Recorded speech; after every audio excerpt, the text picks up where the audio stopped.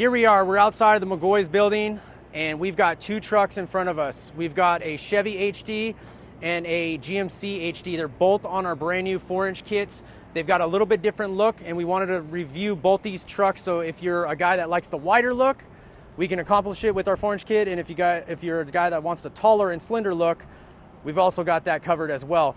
Both on 4-inch kits. Steve, why don't you go over these trucks and let people know how to achieve this stance with our 4-inch kit?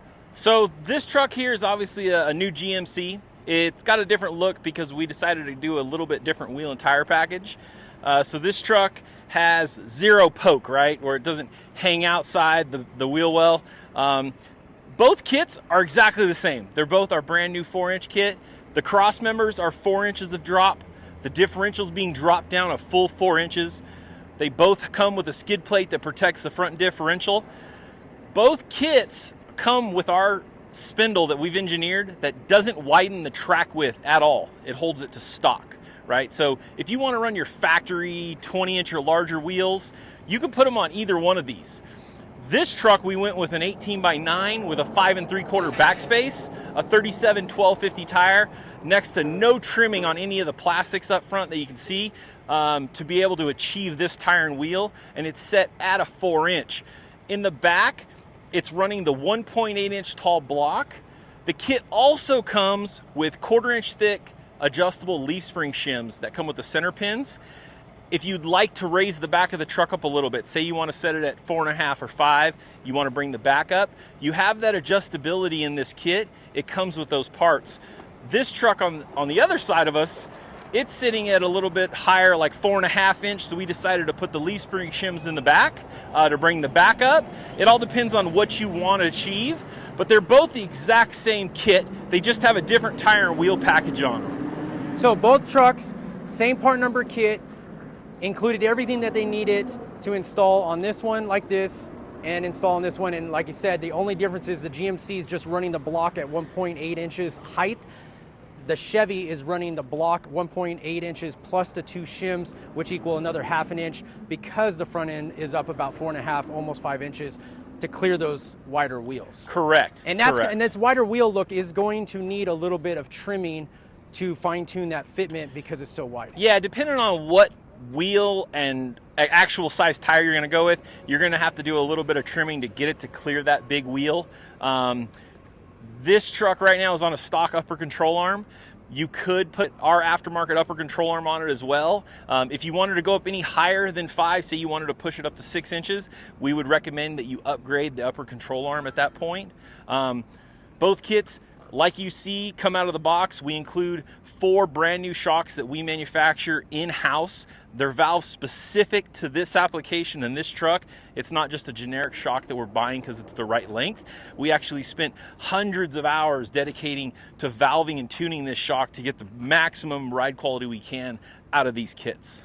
And for some of the people, because you did suggest at 5 to 6 inches of ride height, we do suggest that you run our upper control arm. And the reason behind that is because at the 5 to 6 inches, you're gonna have minimal dropout at that point. So our upper control arm is gonna regain that dropout travel and also allow for a cleaner alignment spec so the drivability comes back to a more premium drivability. Yeah, that is correct. When you crank up the front end of these trucks, you're basically limiting the downward travel that's underneath your factory A-arm. It's shortening that distance as you crank the truck up. Our aftermarket control arms have geometry built into them, caster and camber, so that you have perfect alignability when you do crank it up, and also you have that extra fallout or downward droop, some guys will call it, so you're not feeling it bouncing off that stop if you were to go over railroad tracks or something a little fast. So it maintains that plush ride that you're used to. And I want to add a misconception that's been over the years of these IFS trucks, the 2500s and 3500s, is the misconception of people thinking that when you crank up the torsion bar, adjust more preload into it, you're stiffening the torsion bar is equaling why you're getting a stiff ride, which is not the fact. The fact is the torsion rating never changes. It's just that you're over riding the ride height and basically locking out the suspension. That's where that upper control arm comes into a factor, to where you can now retain your ride quality because the dropout travel is retained. Yes, most of that you're feeling is actually the fallout of that upper A-arm coming down and hitting that stop. The A-arm angles are changing slightly, right? So some of your leverage points will change, but what you are actually feeling when it rides bad is the upper A-arm coming down and hitting. Locking out. Yeah, locking out. With the trucks the way they're set up right now at 4 inches, us dropping the cross members down 4 inches, the diff drops are dropped 4 inches, the spindle's 4 inches taller, all that steering geometry is all staying where it was originally, right? So we're not overextending anything. Your CV axles will be at that factory angle. Like right now, this truck here is sitting behind us at 4 inches. All that stuff is factory. So in theory, it should ride as good, if not better, than it did stock. Yeah, and I want to point out another factor that a lot of guys are looking for, that leveled look, but not going too high in ride height, but retaining the best ride quality as possible. This truck on the right has a 1.8 inch block, so less than 2 inches, which in many cases, leveling kits out there on the market commonly come with a 1 inch block, and we're only at 1.8. So if you want to take in consideration, that truck is not sitting much higher than a maxed out leveling kit, but properly set up to gain the best ride quality and drive characteristics overall. Yeah, so turning radius, drivability, all that stuff's gonna stay the same as your factory truck did. You're not changing. You would probably notice more of a difference changing your wheel and tire, right? The quality of wheel and tire you went with versus what this lift kit is doing. We spent, like I said, hundreds of hours tuning the shock, because the fact that we're not dropping the torsion bar down, we're keeping it up in the frame. It has a torsion bar drop down like the other style trucks do. This one has a no torsion drop cam that bolts onto the A-arm. That takes some different valving on the rebound side to be able to control that. Us being able to build the shock in-house and assemble it, we're able to do that so that we can control that and keep that plush ride you're used to.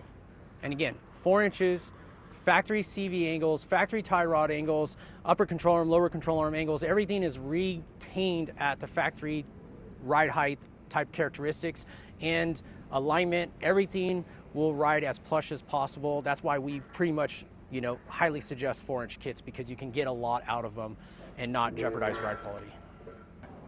So another great feature about our 4 inch kit is that our kit will allow a factory 20 inch wheel plus a little bit larger tire, which you don't normally see on the market. So Steve, tell us a little bit about that. Yeah, so we engineered the spindle to maintain the factory track width, so we don't push the wheel out wider in the front, so the front still matches the rear.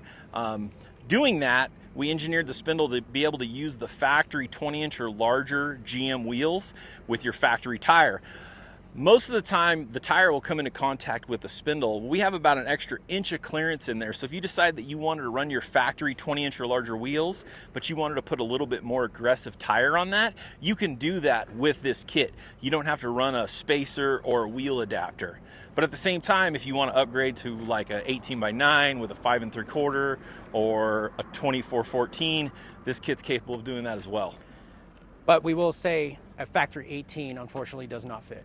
Correct. Okay, so maybe at a later date we might have some update with maybe a wheel spacer to make that happen if you need to move a truck around, but currently right now 18 inch factories do not work, but the factory 20 does work, and with an extra larger size tire will accommodate for it too as well.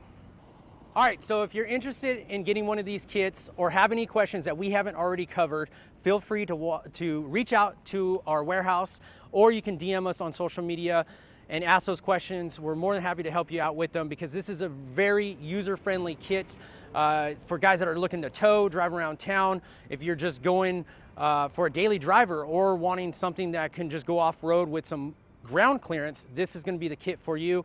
And as always, if you'd like to purchase it, you can go with one of our authorized dealers. Again, contact us, email us, DM us. We're more than happy to help you out. And if there's anything that we haven't covered of questions, we're more than happy to add that to a new piece of content so we can help out everyone achieve the best ride quality and end result for your personal needs and your vehicle. Thanks for watching.